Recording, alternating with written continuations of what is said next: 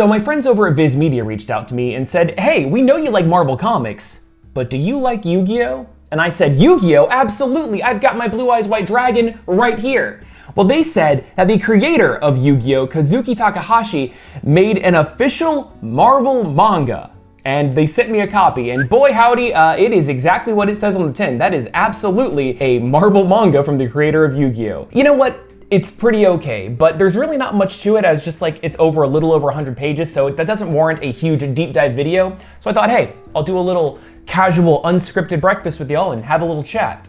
But what am I eating for breakfast? Well, you guys know by now, it is my all-time favorite sponsor, Magic Spoon. Every Saturday when I would watch Yu-Gi-Oh on TV, I would have a big bowl of cereal right there. But unfortunately, it's too unhealthy for me to eat all day, every day like I used to. But luckily, Magic Spoon is here to be a good and healthy replacement for all of that. And honestly, I love this stuff. I have been demolishing the new honey nut flavor because this is absolutely delicious. Also, it's got 13 to 14 grams of protein, 4 net grams of carbs, and only 140 calories in a serving. It's also keto-friendly, gluten-free, grain-free, and soy-free. And like I said, it is still absolutely delicious.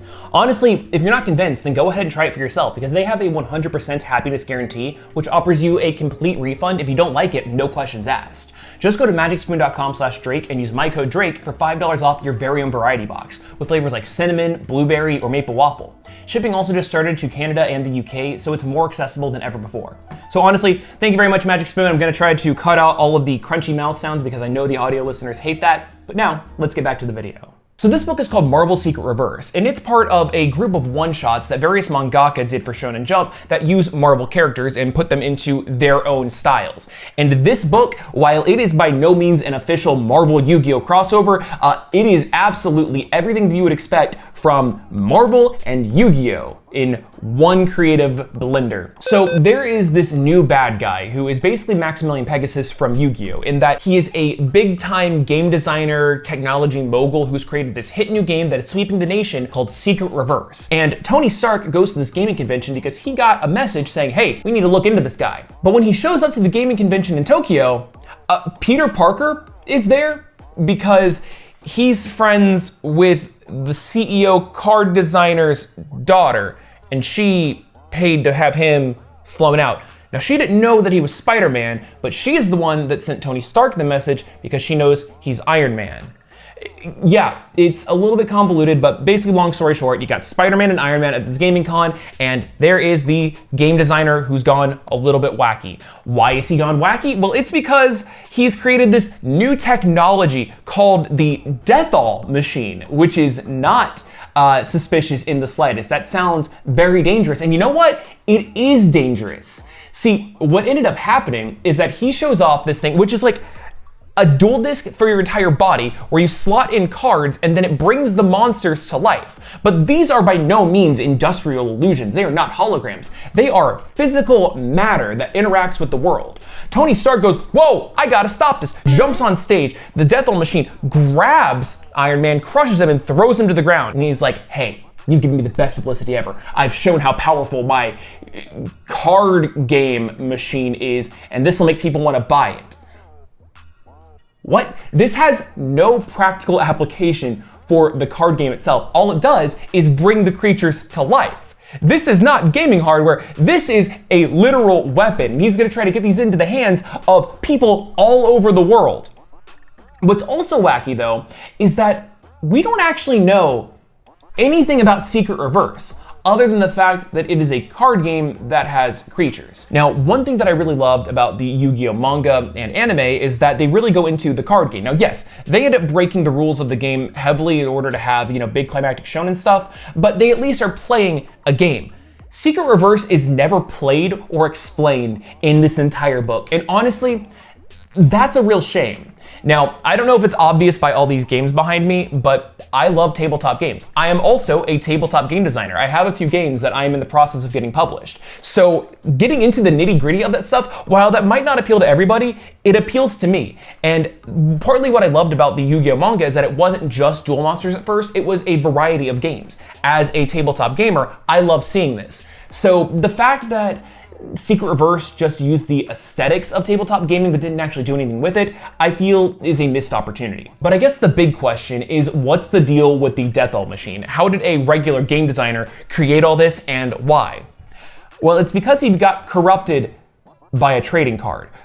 Even weirder though is that this trading card just showed up and it inspired Secret Reverse. Therefore the game already kind of existed and he just ripped that off. I guess kind of like Pegasus just copying the Shadow games from Ancient Egypt and repackaging it as Duel Monsters. So, okay, I guess it's not that far-fetched. But the thing that's the difference here is that this card was speaking to him, whispering into his ears, telling him to create this machine, telling him to create this game, to spread further and further, because these cards are links to mechanical alien creatures. And by putting the card into the machine, it turns the human body into a portal by using them as an energy source to manifest on the other side of the portal on Earth. And the idea is to get these machines out to as many gamers as possible so that they can all teleport in and launch a full-scale invasion of Earth. So Iron Man and Spider-Man suit up to fight the game designer guy, who's slotting more cards into his chest and bringing in more aliens that are an extension of himself. And it's a big old fight scene that's straight out of any anime that you know and love.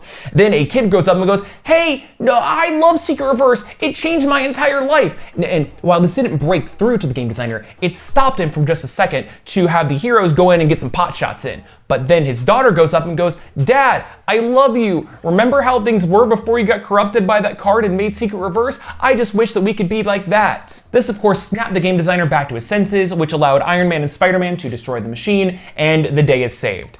I love how they ask if the guy is in One Piece, and no, he's not. He's in Marvel's Secret Reverse, as we established at the beginning of the video. But really, that's all there is to the book. It's what if Iron Man and Spider-Man fought a Yu-Gi-Oh character and Yu-Gi-Oh style monsters. And for that, it really does deliver. Because of how similar this is to Yu-Gi-Oh, such as the fact that the bad guy is clearly supposed to just be another Maximilian Pegasus, it really makes me wonder if the writer wanted to just do an official Yu-Gi-Oh crossover, but wasn't allowed to because the whole Yu-Gi-Oh card game is a beast in and of itself. But I think that could have been a lot more fun. Like, it's not like card games can't embrace other mediums as well. I mean, there is an official Street Fighter Magic the Gathering series. So you know what? Anything is on the table at this point. And really, I would just love to see more Iron Man suits, or at least Iron Man characters in the mechanical Yu-Gi-Oh style. I would like to see other creatures and heroes in the traditional Yu-Gi-Oh style as cards and see how they would interact with other cards. Or I don't know, maybe it could have been a lot more fun as a spin-off of Yu-Gi-Oh, like Dungeon Dice Monsters, where Marvel is a fictional company inside of this universe and wants to make a card game based off of their characters, and they could have explored the Marvel universe that way. You could have brought Yugi, Joey, Kaiba, everybody in for that. That could have been interesting. Or maybe if you still wanted to have the concept of Iron Man and Spider-Man fighting big monsters, maybe there's a new card game that all of the creatures are those old Jack Kirby monsters, and maybe they come to life somehow and they have to fight them in the city. I don't know, it would be a little too kaiju, but it would still be fun. But you know what? For what this book is, it's really not bad. And the writer has said that he is a big fan of Iron Man and Spider-Man, so if this was really just a big excuse for him to write a couple of characters that he's a massive fanboy of, I can't be upset about that. It's adorable.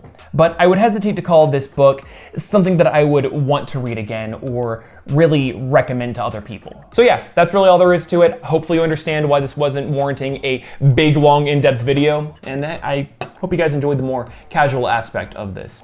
You also could have hated it, and if so, let me know in the comments down below so I know to never do this again. Anyway, hope you guys learned at least a little something new, and hopefully I'll see you next time.